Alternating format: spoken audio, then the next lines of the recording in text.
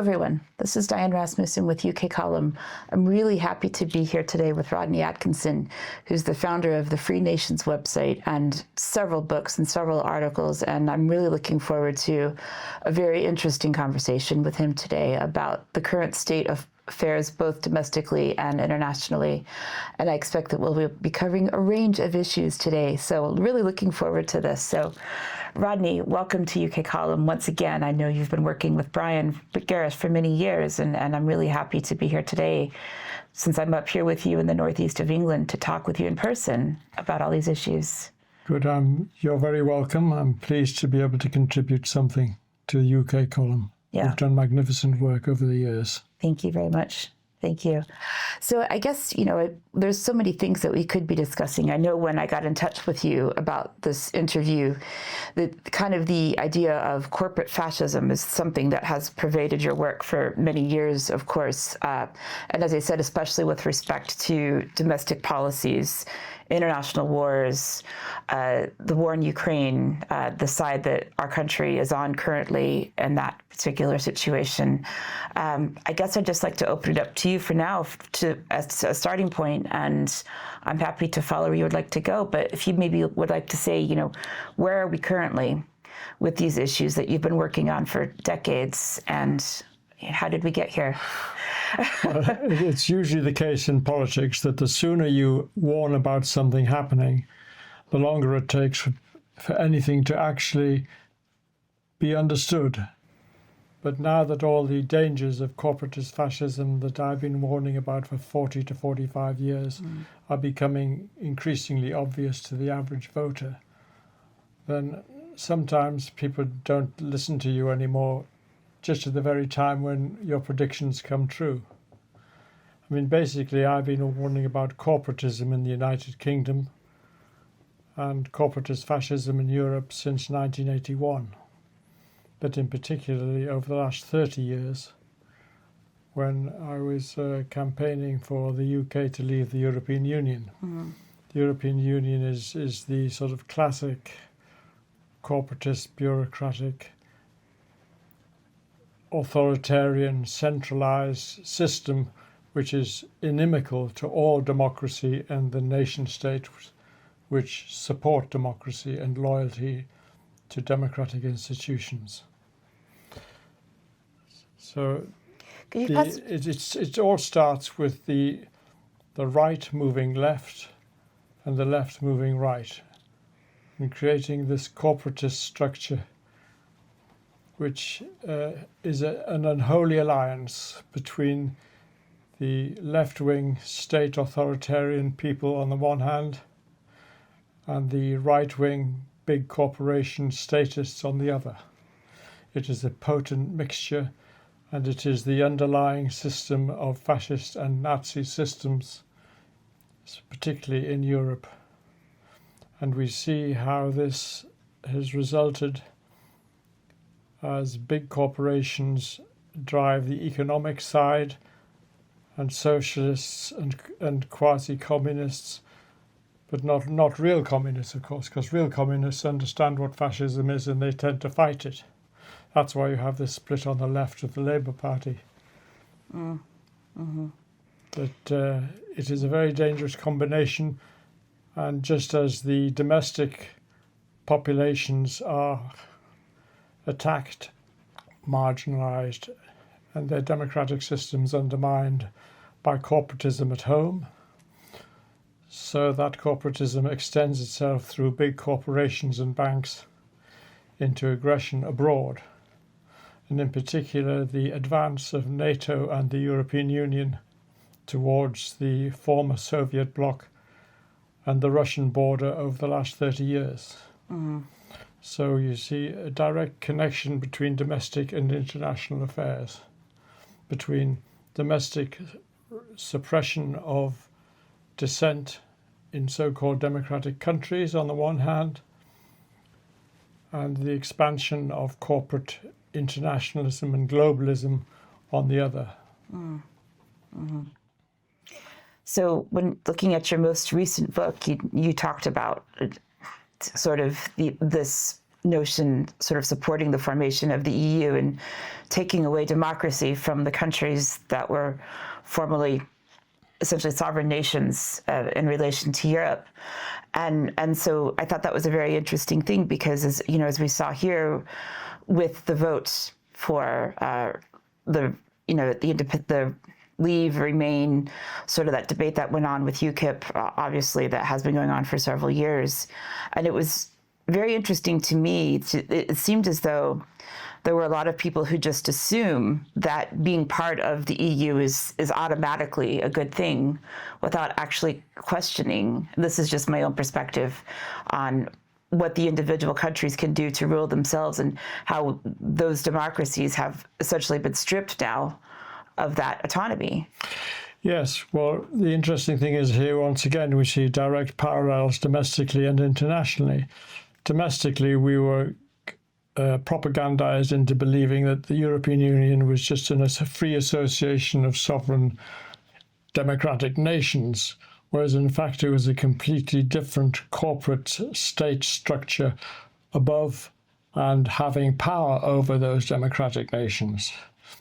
Similarly, when that system, with the help of NATO, moved eastwards, the countries that had been freed from the Soviet yoke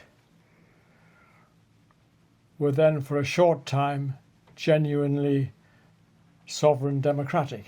That it didn't take long for the European Union with its constitutional armory to come in and take them over. And this combination of NATO and the European Union working hand in hand as it moved eastwards is the very thing, of course, which frightened the Russians and gave great succor to the fascists in Ukraine, that they could attack and defeat Russians in Ukraine, which they proceeded to do.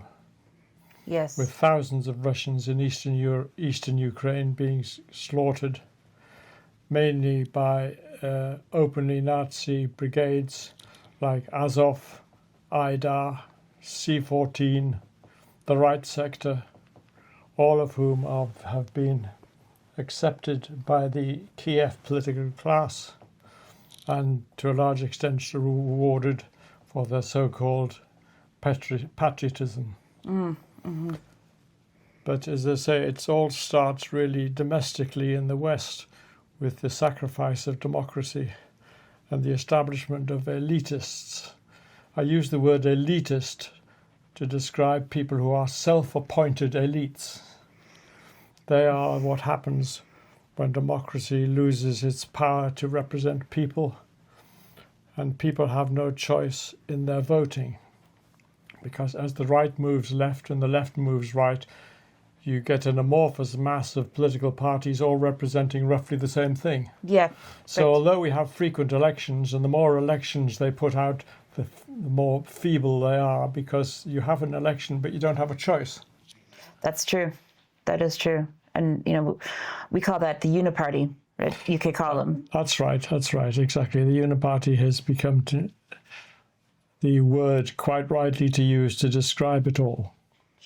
And it's extremely dangerous because the people use the power of their vote at elections, and through corporate power backed by the state, they lose their money vote in the marketplace as well, because they no longer can choose powerfully what to do and what not to do with their money, what to buy, what not to buy, because the corporate powers who run the markets, so-called markets, don't give them the choice anymore. Right. So we get a parallel but system of alienation in the political world and in the economic world.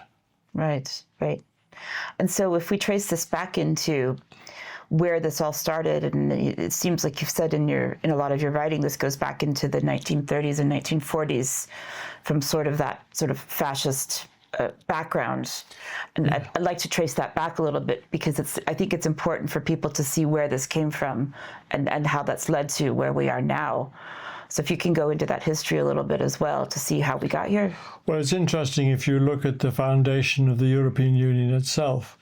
Many of those people who founded the European Union and who took powerful positions in it based their plans almost exactly on the Nazis' 1943 plans for what was called, under Hitler, the European Economic Community, Europäische Wirtschaftsgemeinschaft. And almost point for point, as we pointed out in our book, Treason at Maastricht in 1994, the structures were the same. So naturally, with the similar structures and similar people deciding how the EU should be founded and developed. Of course, originally it was just the economic community. But from the very beginning, the structure was so clear as to suggest, well, more than suggest, to actually put in place a whole new corporate country structure, a country called Europe, a state called Europe, a superstate called Europe. And the ground for claiming that there's a strong fascist and Nazi element in the European Union are to look at the actual individuals involved when it was founded, both in the nation states who founded it and in the EU itself. People like Walter Hallstein, Josef Globke, Walter Funk. Von Falkenstein was the head of the European Department under Hitler's Foreign Office, and he had the same position under Adenauer's Foreign Office after the war as well. People like Theodor Heuss, who became president of Germany, they all had rather a quite clear and objectionable Nazi roots. In the case of Hallstein, he was an academic close to the Nazi Party. He was involved in negotiating the fascist post-war settlement with Italy, which of course never came to fruition. But it did for Hallstein because he became the first president of the European Union. Right. I did a couple of videos on the Free Nations website, one called The Nazis and Fascists Who Founded the European Union, which was based on a speech I gave at the House of Commons in one of the committee rooms in 2008. And then a subsequent video called Brexit or Die, where I went into much more detail.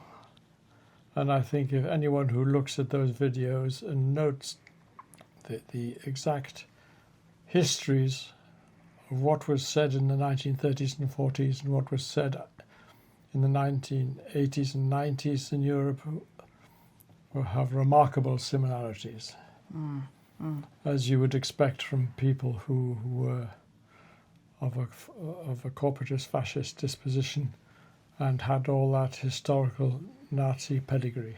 I mean, it's very difficult to get the rather ignorant British press and British journalists and British politicians to even sit down and look at the evidence. And the more horrific the evidence is, the less they want to sit down and watch it. Well, of course, the BBC working directly with the government, working directly with all of them, they do have their That's place. Right. I mean, we've all seen the recent activities of the BBC. It is a classic corporatist organisation, state-sponsored, a particular political view, a private view promoted at state expense and the expense of the people. But they did the same thing in the 1930s when they kept Churchill, who was warning of the rise of Hitler and Nazism, and the BBC kept him off the air for 2.5 years in the run-up to the Second World War. So they have a pedigree. We all know what they're about. And it is extremely dangerous. And nothing seems... And one of the great betrayals of the British political class is to allow the continuation of the BBC at our expense. So, because there is the classic case of having,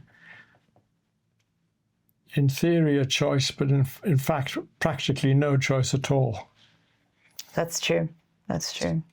And we see now in the current day with UK Column, we've been in existence for 20 years this year, but we're constantly fighting the censors, and especially now in line with the YouTube and social media channels constantly trying to silence us and it's true of any independent media in this day and age where we're fighting the regime through the electronic means that they are using. Yes, these state corporatist oligarchies, they are, of course, of both left and right, just like fascism is. They are present also in the structure of business, that it's corporatists who are making the decisions in the pharmaceutical industry, in the media industry, in politics in general, in environmental issues. You see great big centralized corporate systems effectively running governments almost on their own. Mm-hmm. It's not just the government of the Western countries which is oppressing their people. It's these combinations of corporations who are beginning to enter, who have long ago entered the political sphere, just like, of course, socialism has always entered the democratic market sphere in order to take power. And in particular, we see how the American corporations under Biden, and to a certain extent even under Trump, who is supposed to represent the opposite, that they exercise political power, extremely dangerous. We saw that, of course, under the Nazis, where big corporations like Krupp and Thyssen, and in particular IG Farben used to spy all over the world for the Nazi government. And this combination is toxic, and democracies can't withstand it unless their people rise up. They are, at least with the internet, people have an opportunity to rise up and see alternatives. But it's a very dangerous situation. And I would say, watching what's happened in America and here as well, just for the past 5-6 years since the 2020 tyranny, as I'll call it, if we look at Trump leading what was essentially a military operation with Operation Warp Speed, pushing in the vaccines, working with AstraZeneca, working with Johnson & Johnson, working with Pfizer. That's right. And all of that, that's, I think, is a good example in the modern day. It is indeed. And of course, Trump is trying to row back on that now. But I mean, it just shows you how much the Trumpians in America and the Reform Party followers in Britain have got to learn about the real reason for the crisis. Unless they really understand the nature of corporatist leftism, socialist, totalitarian corporatism, in other words, fascism, unless they really understand how it has developed and what it is, then they'll end up doing the same things. Right. They will end up compromising with these very corporate structures who are their enemies.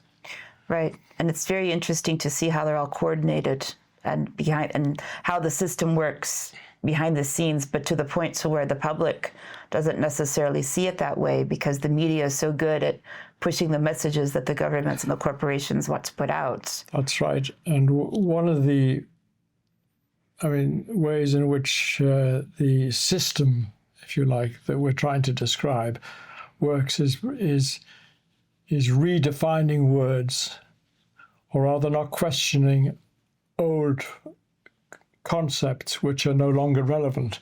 For instance, when the government says public expenditure, it's not public expenditure, it's state expenditure. That's true. The state decides how much. The state raises the money through power.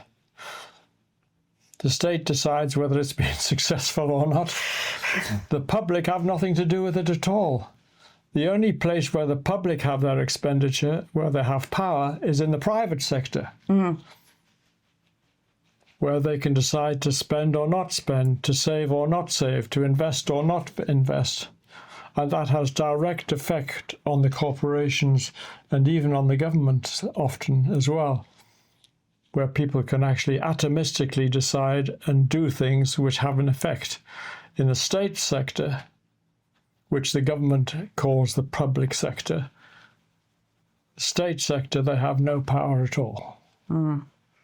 One thing that's been of interest to me recently, when I've watched the sort of the net zero agenda coming out through the globalist organizations, and I'd like your opinion on this as a political economist yourself, because I find it so interesting how they've taken money, if you want to call it public money, which we know it's not, taking our money and sort of channeling it through to fund these so-called net zero projects, usually to nations outside of ours.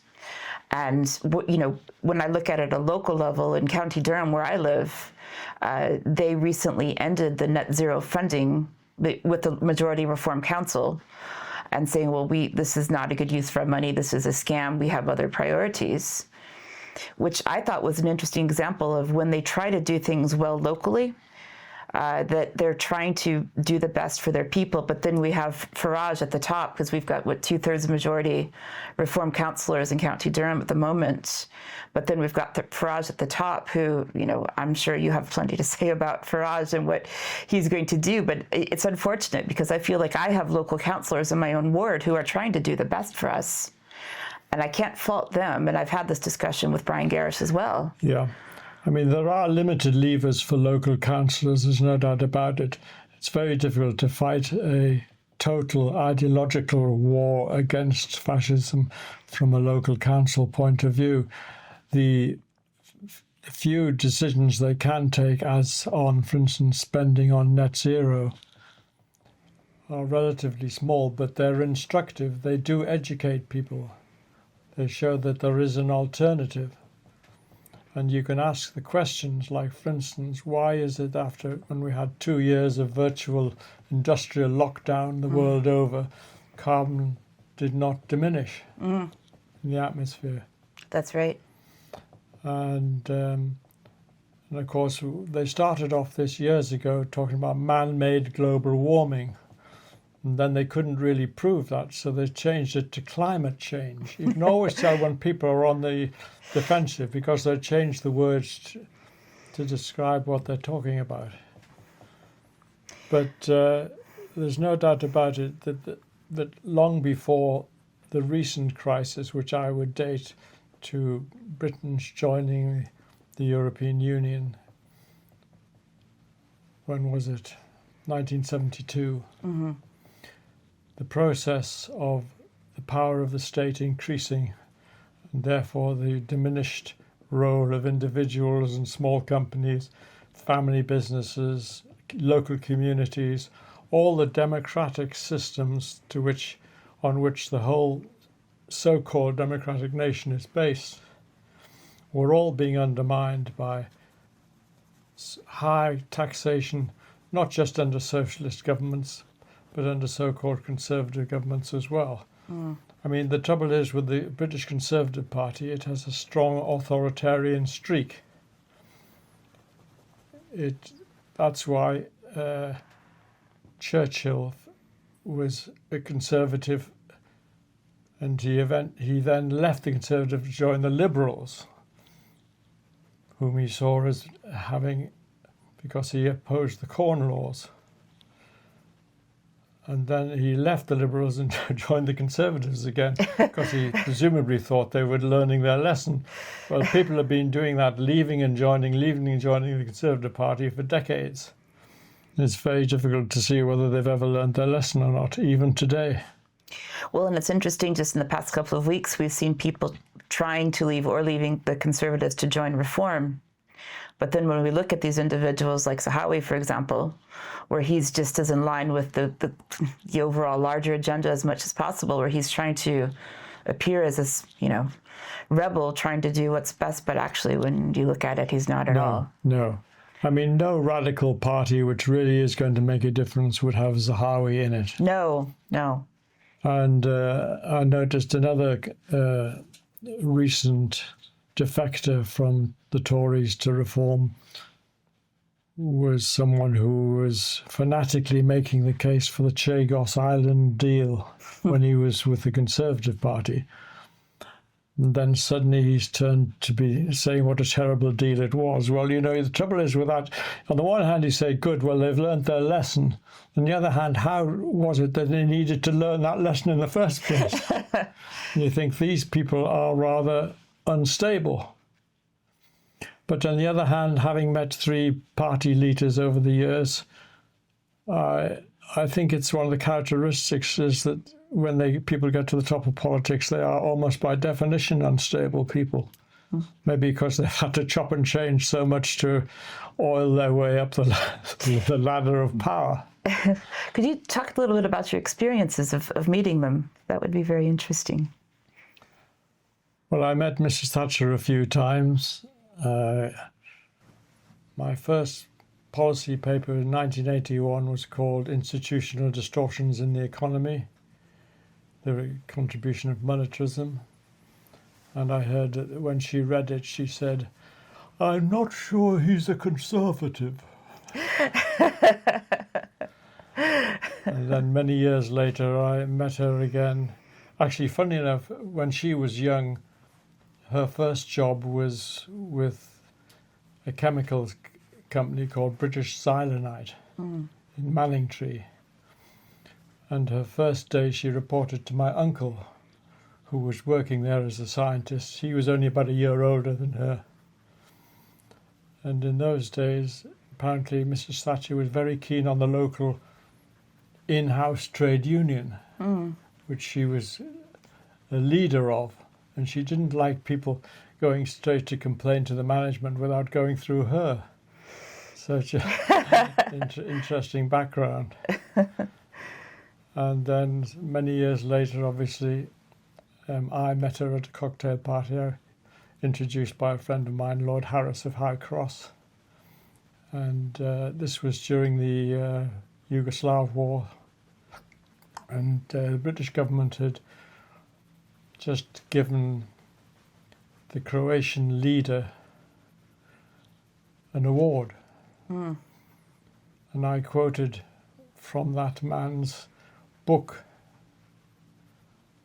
on Yugoslavia, in which he'd said that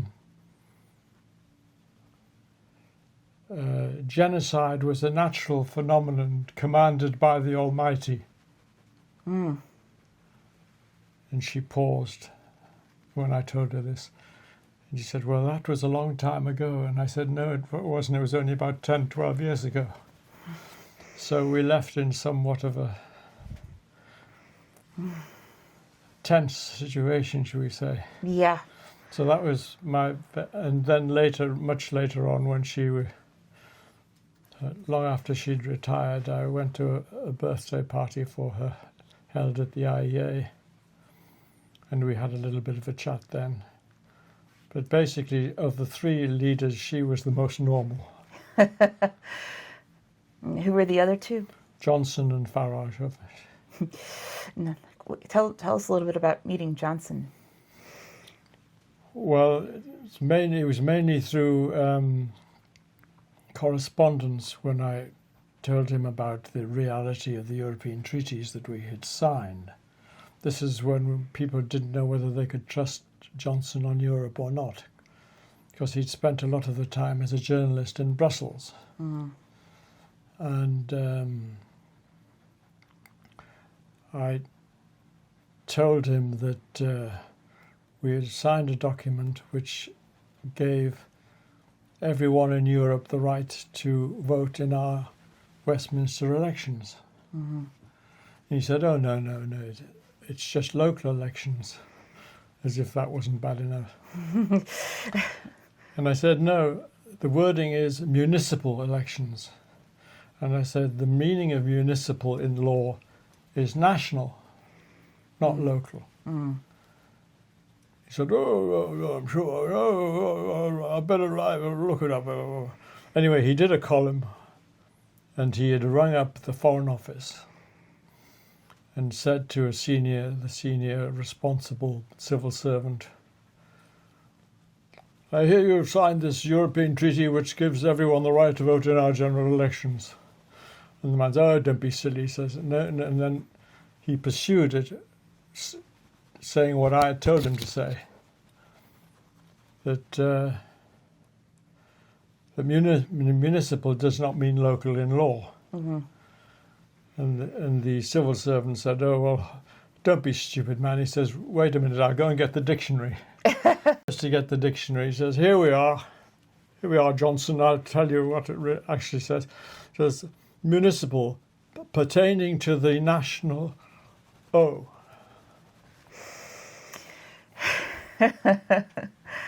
Interesting. Yeah. I met him a couple of times subsequently, but I wasn't impressed. No, it doesn't sound like he should have been necessarily. But I mean, at least he did the right thing there as a journalist. And he did expose the reality of the dangerous treaties that we had signed. Right.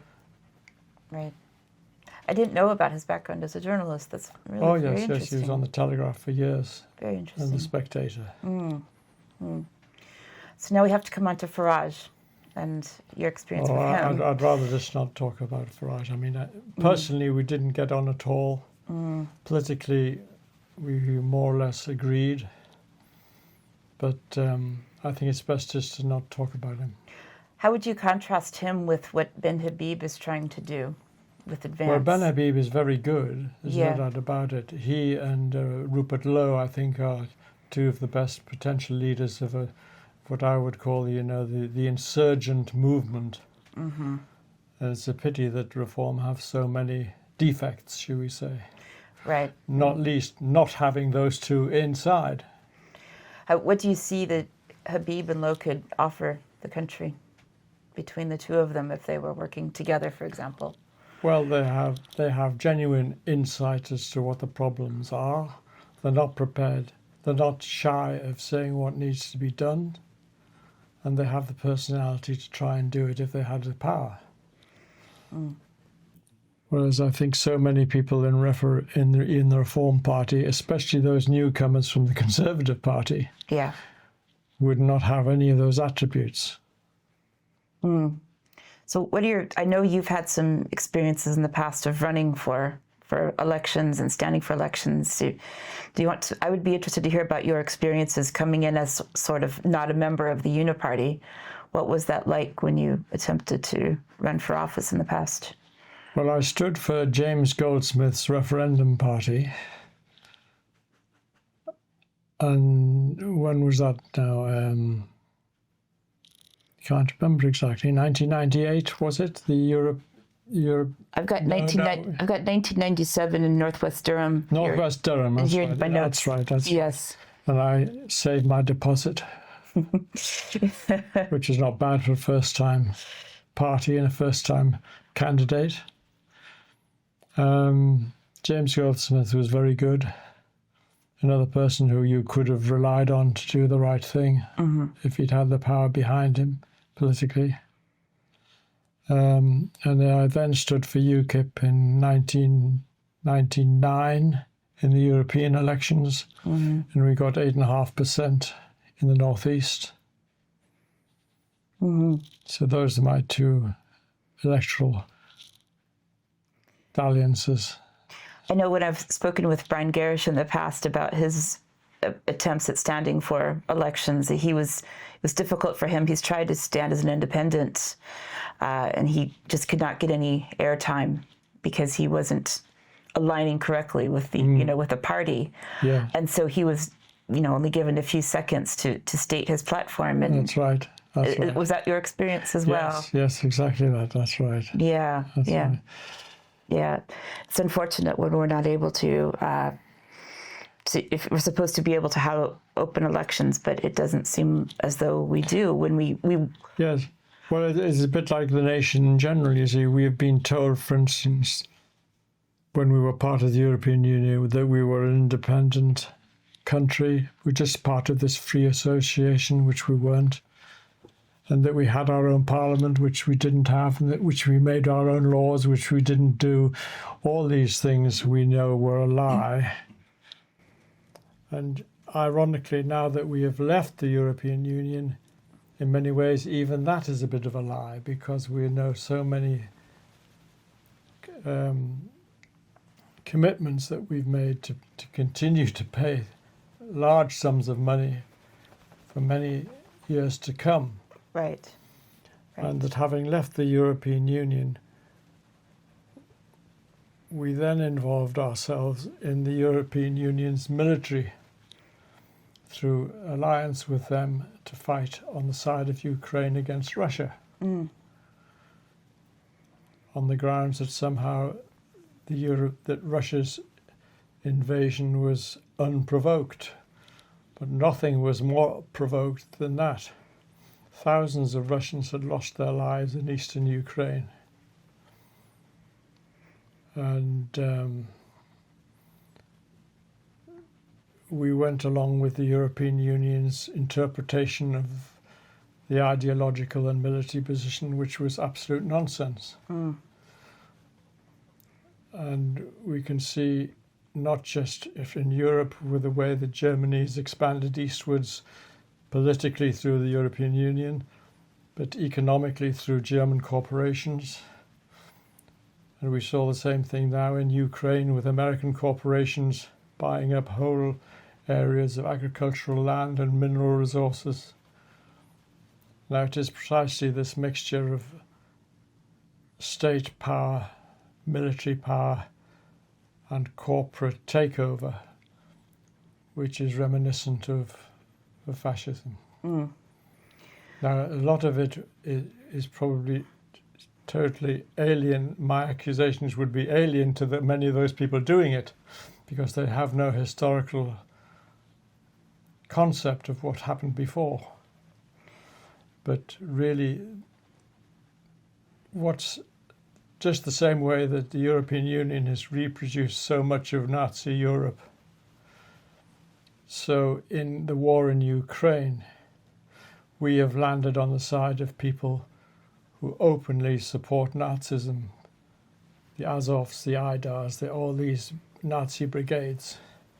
We've even trained them. I have a letter from one of our defense ministers admitting that they trained troops that included Azov militants.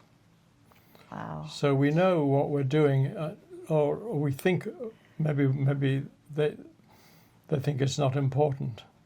But anyone who knows Ukraine and Azov and these others, where they train in militaristic Nazi camps, young people, just like the Hitler Youth did in Germany, and where you have throughout the country statues of Ukrainian Nazi collaborators during the war.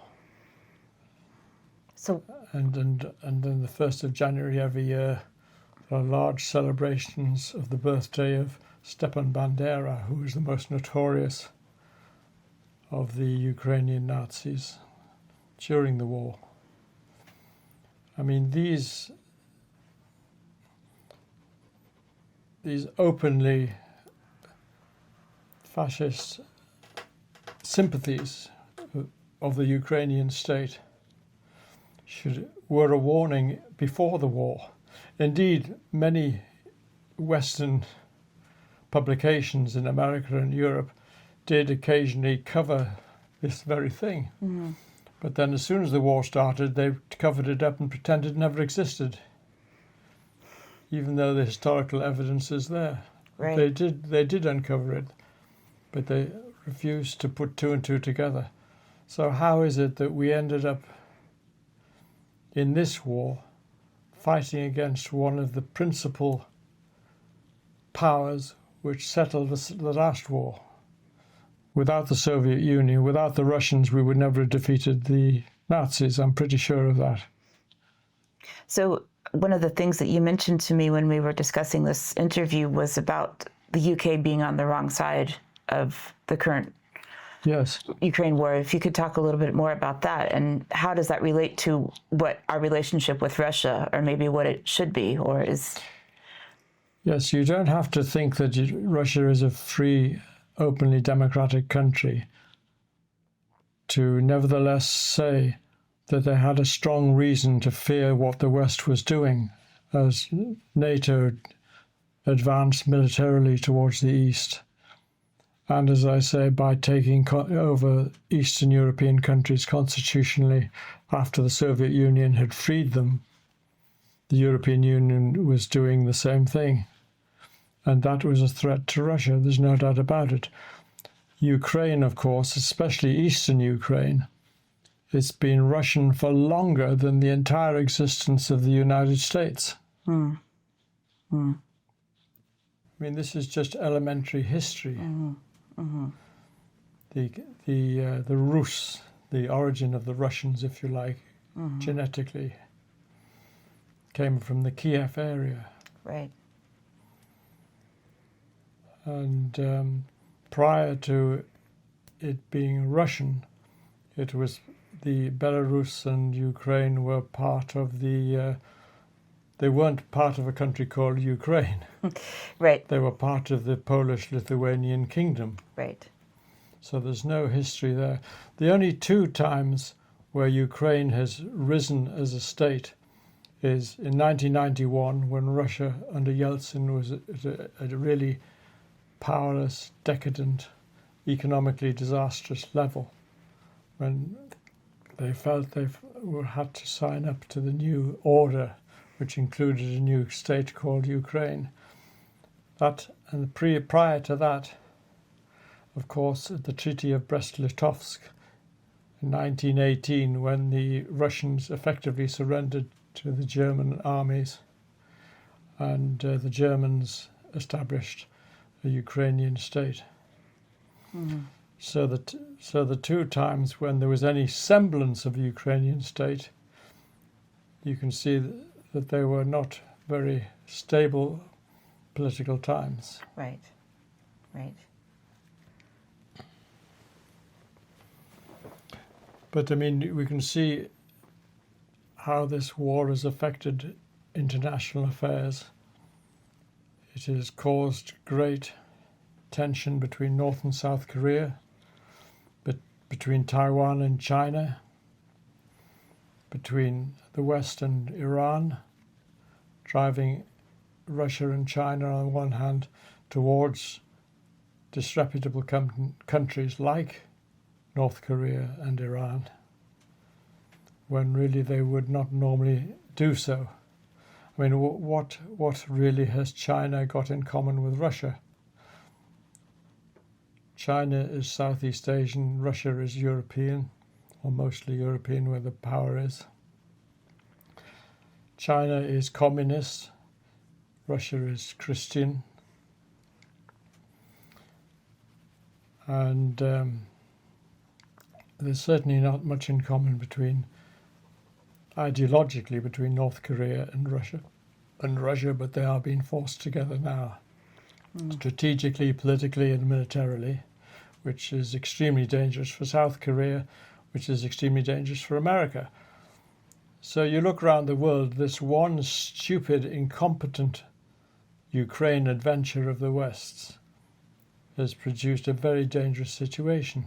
Yes. And every day produces more dangerous situations. Would you have forecasted that at the start of it, that it would become this serious around the world? Well, I forecast some of it. I knew that China would become more aggressive towards Taiwan as a result of Ukraine, and that certainly happened.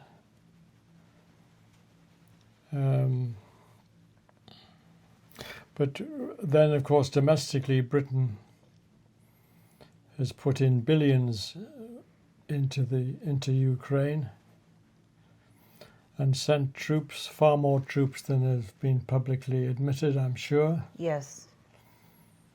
And the government is, because of heightened tensions between West and East, or rather between the West and the global South and the East, because most of the global South are not on the side of Britain and Europe, between America and Europe.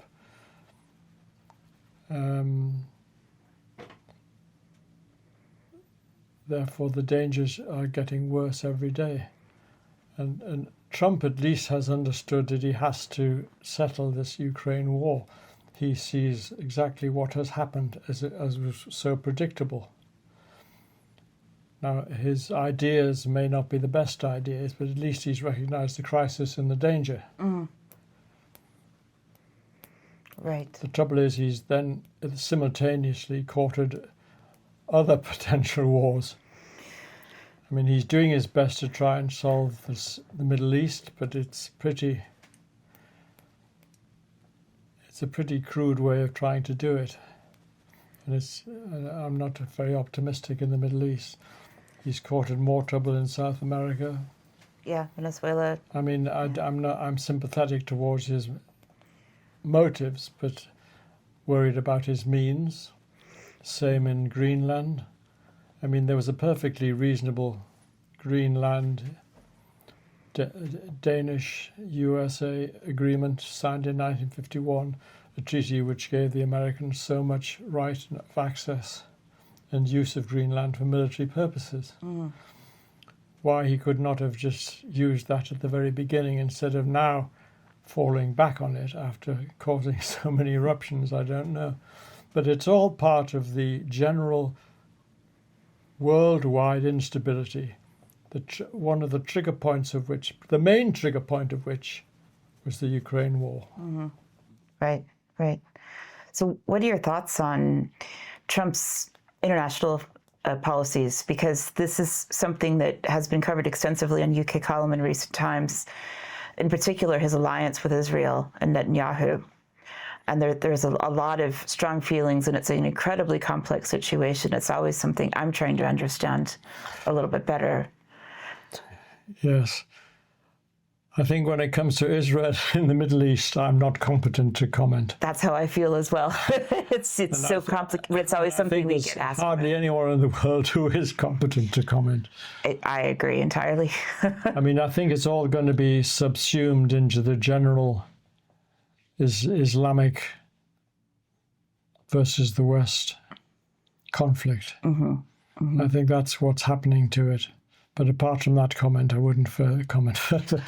I'm with you. I do think we have to be aware of what's happening to the West in terms of our civilization and working to protect it. And that's just, I guess, a bit of a personal view, but I do see kind of the potential for the amounts of immigration that we're having come into this country and other Western countries, and what that means for the future of our cultures. Yeah. I mean, mass immigration is something which the corporatist leftist establishments have brought upon themselves, because this is one of the things that has always united the left and the right, or rather the corporate right and the statist left, the totalitarian left. The left don't recognize nation states, and therefore they effectively don't recognize a democracy which grows out of nation states. And the way they try to attack the nation states nowadays is mass immigration. Mm-hmm.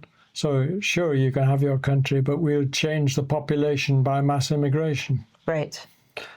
And on the right, we have big corporations, multinationals saying, yeah, we agree with you on the left because we want these people as cheap labor.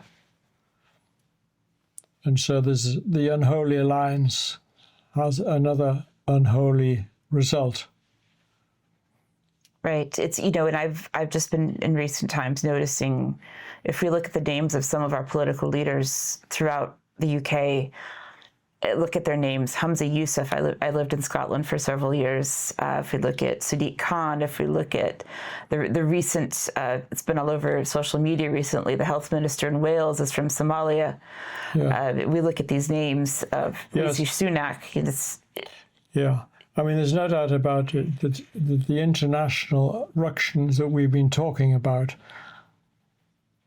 in normal times would be second place to this domestic takeover by mass immigration. There's no doubt about it. Mm-hmm. But we know who to blame for that. We're a supine Tory government, an enthusiastic Liberal Democrat Party, and the Labour Party, which, in the words of Peter Mandelson, scoured the world to find new voters. Mm-hmm. So it's no surprise. And of course, the idea that you can import large numbers of people of different cultural backgrounds, languages, and above all religions religions whose holy books actually prescribe killing people of other religions, Right. of denigrating women, Right. of not mixing or associating with other people of other religions. I mean, these are, it's not just Islam, it's mainly Islam, of course, but I mean, if you look at the Jewish holy books, there are some pretty nasty things there as well about other religions. Right. So, I mean, when the government passed its hate laws and its religious hatred laws and so on, they seemed, I understand they excluded religious books from that. Now, what we've got to do is go back and include religious books. You can't have people, on the one hand, trying to make peace and integrate internally, if every week they go and listen to a religious book read to them which tells them to do the opposite. That's right. That's right.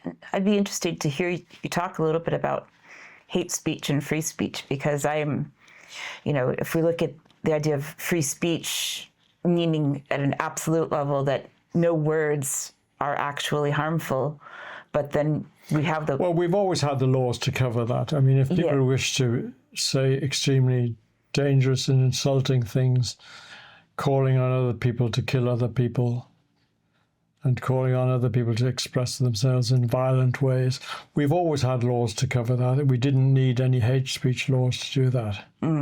But we still have the threat now of police knocking down people's doors because they wrote a post that was hateful.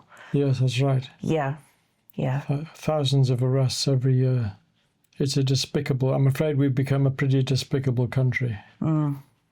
Just because everything has been thrown up in the air by this destruction of democracy, by this fudging of left and right, this fudging of political choice. It's all about the power of the collectives of the left and the right. And we've got to defeat them.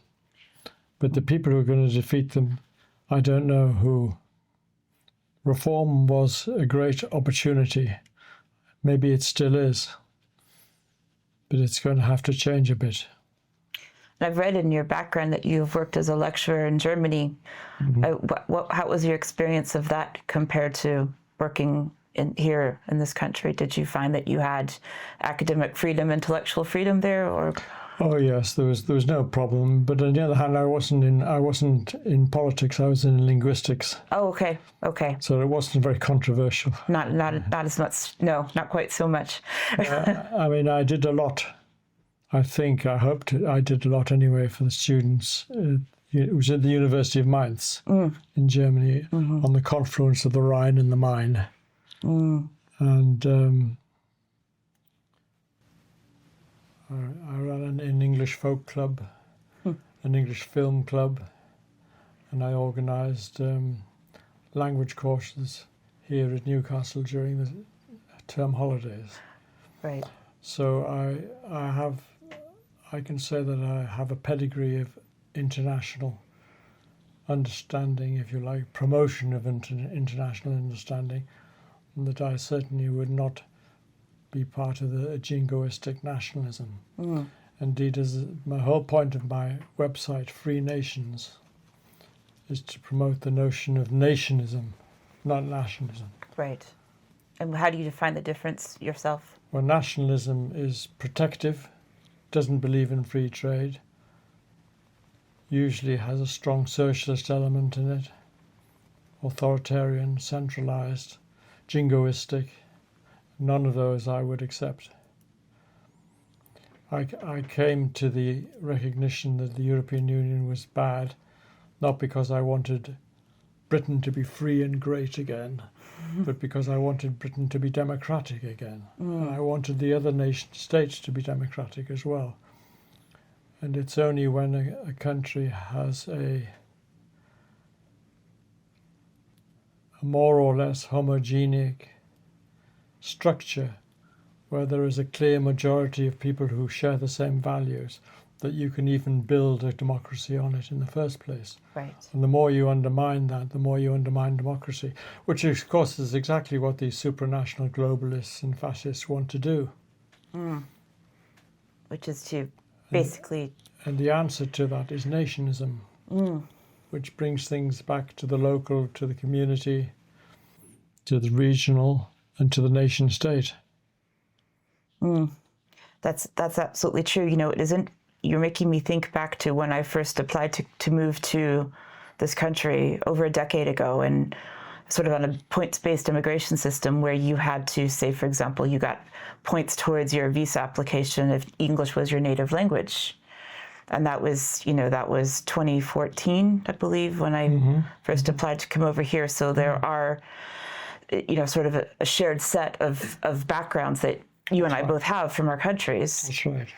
I personally would find it, would find it very difficult to live in. I've been to Saudi Arabia. I felt extremely uncomfortable there, completely out of my realm of understanding of the world, and especially traveling alone as a woman. It was very uncomfortable for me. So, for them to come over here and bring those values and cultures, which are theirs, and they have the right to those. Yeah. I mean, so few people, when we had real democratic nationhood, really understood what it was and what the precursors of a democratic system are, and of understanding of social cohesion. And it's only when you start losing it that people wake up to the fact that, oh yes, we used to do this and we can't do it anymore. I wonder why. Well, it wasn't by accident. It was because certain people had a certain set of values that were not ours, and they were seeking power. They were seeking power games, power for supranational organizations over the rights of individual nation states, and therefore over the rights of the democratic expression of opinion by those states' people. So it is given what the globalists and the corporatists and the socialists wanted, it's not surprising what's happened when they got together. Right. And they seem to be very determined to destroy those shared identities and cultures and backgrounds. Oh, yes, you can see they're beginning to say it openly now, what they did not say openly while they were doing it. Right. That's right. And as regards the solutions to the problem, well, as I say, in Britain, there's a slight chance that reform might be able to do something, but I think it's going to have to learn more, and it's going to have to be careful who it lets in. If it's seen just as a retirement home for failed politicians who went along with the disaster when they were in power, then it's not going to work, because people are going to be rumbled. But political parties like Reform, or like the AfD in Germany, or the Le Pen party in France, they're accused of being fascists and far right and all the rest of it. Yes. But the interesting thing is that Reform, more or less, has understood, I think, without expressing it too radically, what I've said about Ukraine. The AfD in Germany are not Nazis, otherwise they would be fighting on the side of Kiev. They oppose the war. And the same in France. Marine Le Pen's party, founded by her father, was it Jean-Marie Le Pen? He fought the Germans, Nazis, during the war, although he said a few unhelpful things after that. But nevertheless, these revolutionary parties within the Western system, like Reform, like AfD, like the Front National. No, it's not called the Front National. It's called something else now, isn't it? Oh, yes. I can think of it. Anyway, or people like Meloni's party in Italy, who are at least skeptical about the Ukraine war. And people who really are Nazis. There are some nasty Nazi movements in Germany, for instance. And where do they go? Do they fight for the Russians? No, they fight against the Russians in Ukraine. Right. That's right. And there are Russian Nazis as well, some pretty nasty gangs of Russian Nazis. And who do they fight? Do they fight on the side of Russia No, they fight on the side of Ukraine. So this is the true nature of the problem. And it's exact opposite, of course, to what is said by the media. So what are some...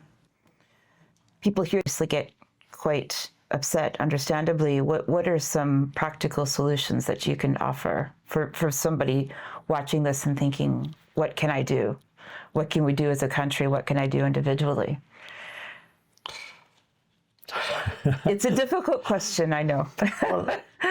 Well, we've got to get back to democratic nation states. We've got to stop mass immigration. We've got to get rid of the woke fascists, if you like. Yeah. We've got to redefine words in politics so people really know what they mean, like public and state, for instance, or like fascist and democratic. And who are the fascists? Who are the Democrats? And to forget about left and right, because just as I've pointed out that the left and the right are together in fascist systems, so the left and the right also combine in anti-fascist systems. It seems to me the left and the right have become rather false.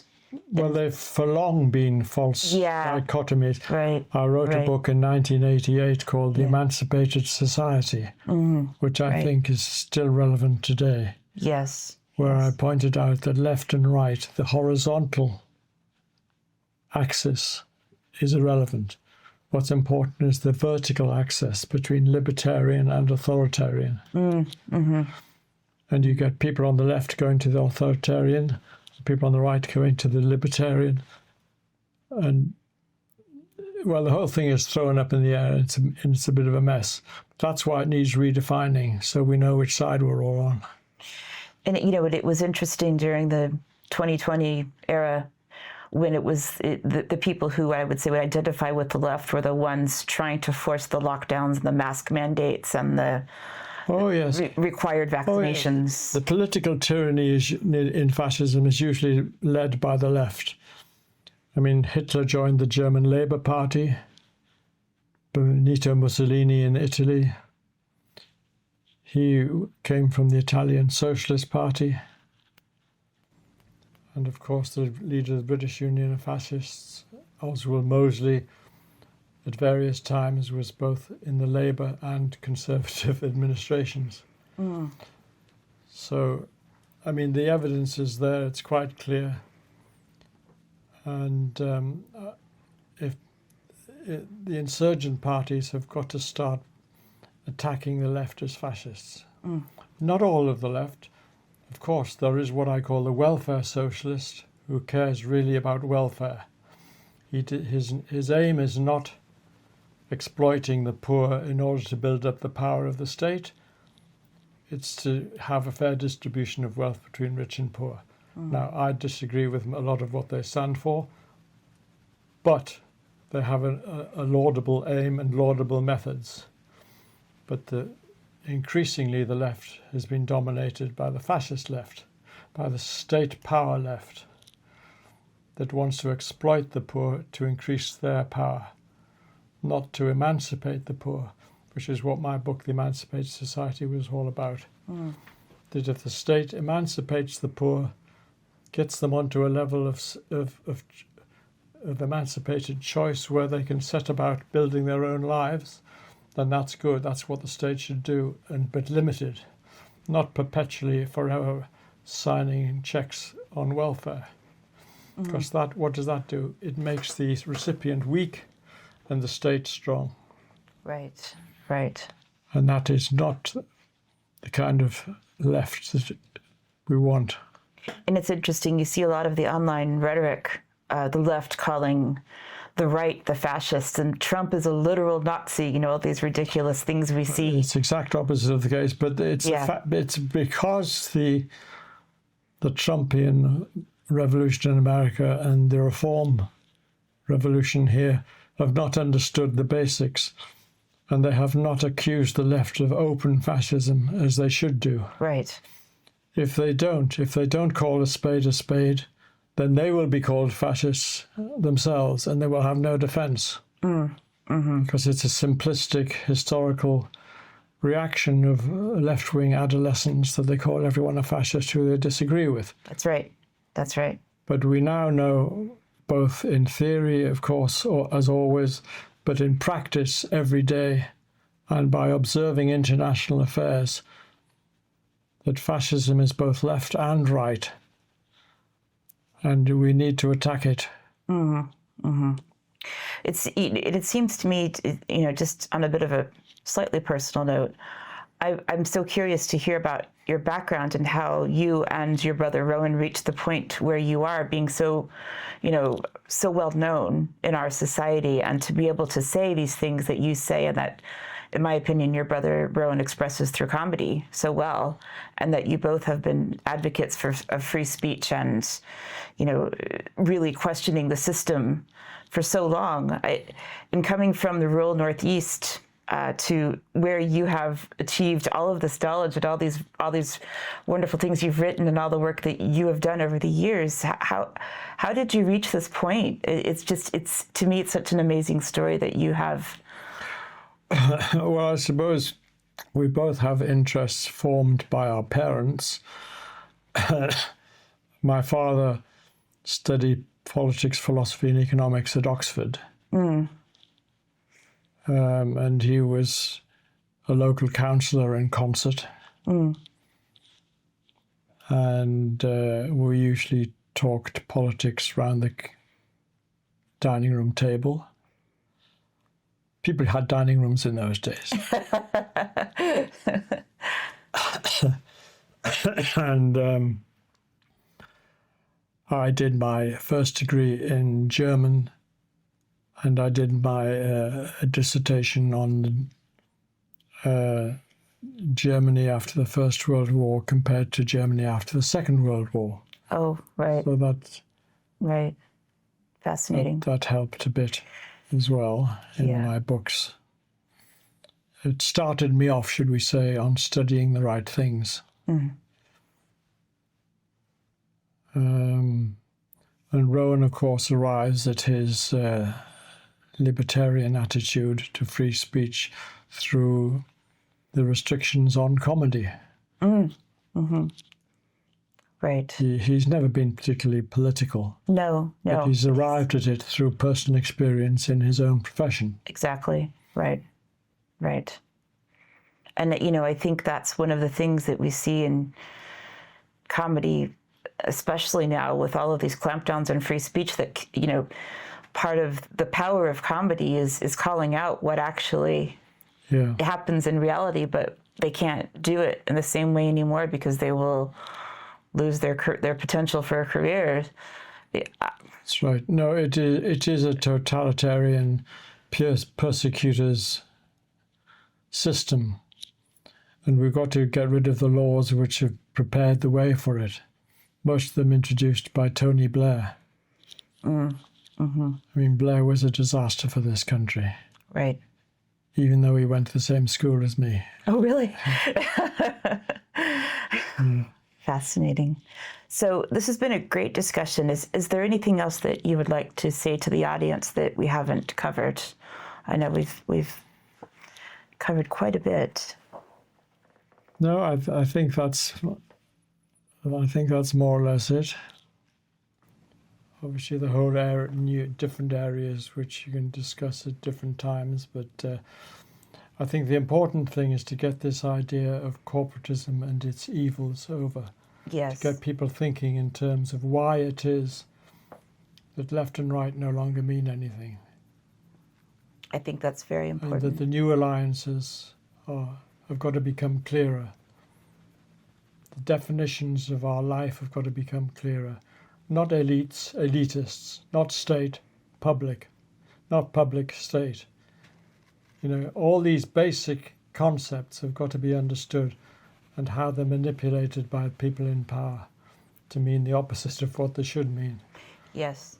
So we talk quite a bit on UK Column about the inversion of language. Yeah.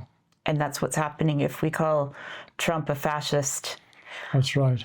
That's what they're doing, is inverting and making us try to believe the opposite of what's actually happening. Right. And language is so powerful. That's right. in that regard.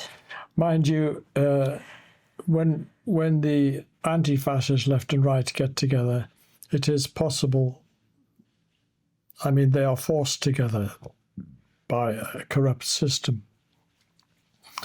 But they tend to produce, because the situation is desperate, they produce vocal, grandstanding figures. People like Trump, people like Farage. Now, they're very valuable, but the trouble is they can go off the rails. They can think that a system, even though they know the system is corrupt, and they assume that if the political system produced them, it must be important. Yeah. You see what I mean? Yeah, absolutely. Yeah. And of course, it's not necessarily. And they've got to be very careful about what they say and do. But they've got to be clear as to the real battles and who's on whose side. Otherwise, they'll end up on the wrong side again. I mean, we don't want Trump going around the world fighting wars, having condemned Biden for doing just that. Right. That's right. Right. And we don't want Farage apologizing for the disastrous COVID just because he's taken on a Sahawi. Yeah, the vaccine minister. That's right. That's right. I mean, that's the trouble. That's the trouble with political leadership, that people can get. I mean, it's understandable that even in normal times, if you become a political leader, people can get ideas above their station. They're really just one voter like everyone else. And the more they realise that, the more they can understand the pressures and the corruptions that have got to be put right. If they think they're above it all themselves, then dangerous. Absolutely. Well, thank you again, Rodney. This has been a great discussion, very informative. Thank you for your time, and thank you for the contributions you've made to UK Column and your relationship with Brian Garish over the years, which I know he values greatly as well. So it's been wonderful to have this conversation with you, and maybe we can do this again sometime and go You're further very welcome. into. You're very welcome. Thank you very much. Thanks, everyone. This has been Diane Rasmussen at UK Column, talking with Rodney Atkinson up here in the northeast of England. Thank you for your attention and for your support. Thank you very much. And thank you again, Rodney.